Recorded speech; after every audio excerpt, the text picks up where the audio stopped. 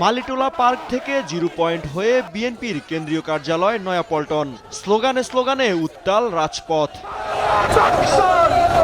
প্রধানমন্ত্রী তারেক রহমান সহ বিভিন্ন রাজনীতিবিদদের নিয়ে গেল কয়েকদিন এনসিপির শীর্ষ নেতাদের অশালীন বক্তব্যের প্রতিবাদে এই মশাল মিছিল। নাসির উদ্দিন পাটোয়ারি যে ভাষায় কথা বলে, বাংলাদেশে যখন রাষ্ট্রগম ছিল ফ্যাসিস্ট আওয়ামী লীগের নেতারাও নাসির উদ্দিন পাটোয়ারির ভাষায় কথা বলতো না। আমরা অনেক সহ্য করেছি, কিন্তু গায়ে পাড়া দিয়ে, সাপের লেজে পাড়া দিয়ে ঝগড়া করতে আমরা চাই না। মিছিলে অংশ নেয় বিএনপি ও এর অঙ্গ সংগঠনের নেতাকর্মীরা। এনসিপি নেতাদের বক্তব্যে ক্ষুব্ধতা প্রকাশ করেন তারা। যদি আমাদের তারেক রহমানের কথা নিয়ে সে উক্তি করে বা বেবাস কথাবার্তা বলে, এই দেশে ঠাঁই নাই তাদের। আজকে মাননীয় প্রধানমন্ত্রীকে নিয়ে যারা কুরুচিপূর্ণ বক্তব্য দিবে তাদেরকে দাঁত ভাঙা জবাব আমরা রাজপথে দিব। প্রতিবাদ মিছিলে অংশগ্রহণকারীরা অভিযোগ করেন নতুন রাজনৈতিক বন্দোবস্তের কথা বললেও আগের চেয়ে খারাপ রাজনীতির দৃষ্টান্ত তৈরি করছে এনসিপি।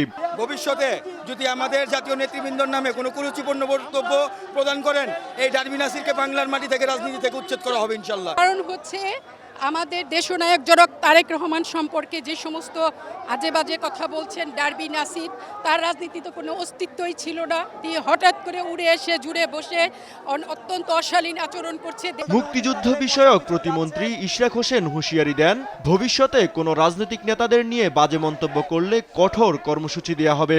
আজকের মাননীয় প্রধানমন্ত্রী দেশনায়ক জনাব তারেক রহমানের বিরুদ্ধে যারা কুৎসিত, অশালীন, অশ্রাব্য এবং রাজনৈতিক শিষ্টাচার বহির্ভূত বক্তব্য দিচ্ছেন, জনগণের ভোটে নির্বাচিত হয়ে সরকার গঠন করেছে, কিন্তু আমরা রাজনীতি ভুলে যাই নাই, আমরা রাজপথের সংগ্রাম ভুলে যাই নাই। এ সময় এনসিপি নেতাদের সঠিক ধারার রাজনীতি করার পরামর্শ দেন ইশরাক হোসেন। সফলভাবে রাজপথে বাস্তবায়নের মাধ্যমে। ইউসুফ ভুঁইয়া, দেশ টিভি, ঢাকা।